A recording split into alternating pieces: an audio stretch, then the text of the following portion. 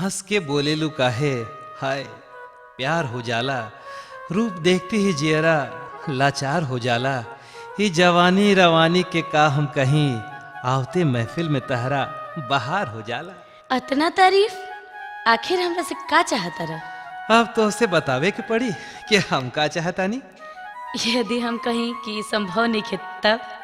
प्यार में ऐसा ताकत बा कि पत्थर के भी मोम बना देला। अच्छा, अतना भरोसा बा? खुद से भी ज्यादा। हे हे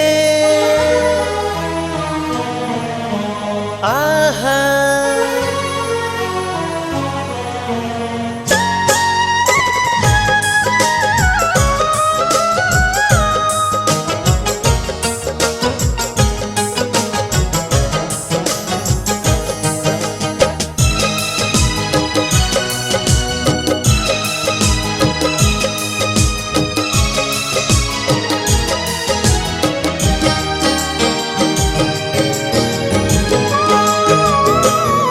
जान हमारा के हंसी के डहकावा तारू हो।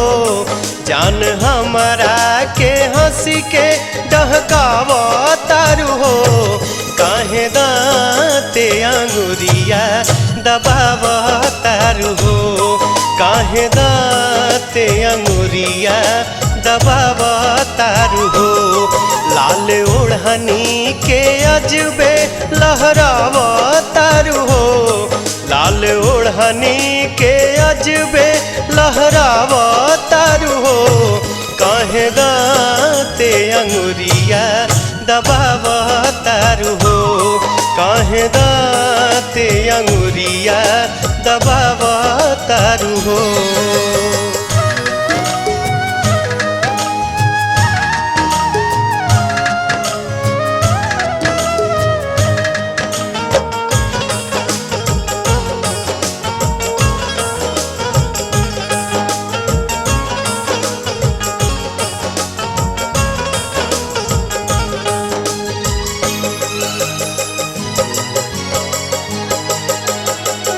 आँख का जरारी गाल ऐसन गुलाबी।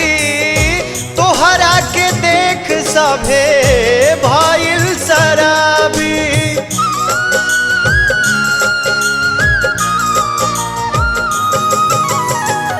आँख का जरारी गाल ऐसन गुलाबी। तोहरा के देख सभे भइल शराबी। तोहरा के देख सभे भइल शराबी। रस भरल पोरे पोर छलकावा तारू हो। रस भरल पोरे पोर छलकावा तारू हो। काहे दाते अंगुरिया दबावा तारू हो। काहे दाते अंगुरिया दबावा तारू हो।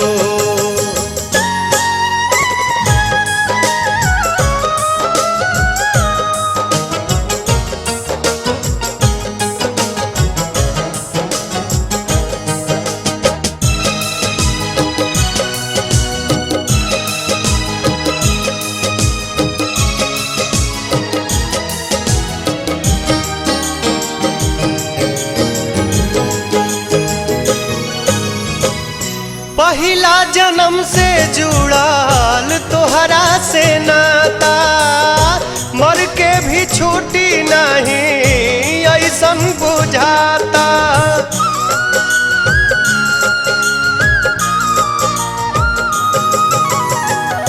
पहिला जन्म से जुड़ाल तोहरा से नाता। मर के भी छूटी नहीं ऐसन बुझाता। मर के भी छूटी नहीं ऐसन बुझाता। तू त पतझड़ में सावन बोलावा तारू हो। तू त पतझड़ में सावन बोलावा तारू हो। काहे दाते अंगुरिया दबावा तारू हो। काहे दाते अंगुरिया दबावा तारू हो।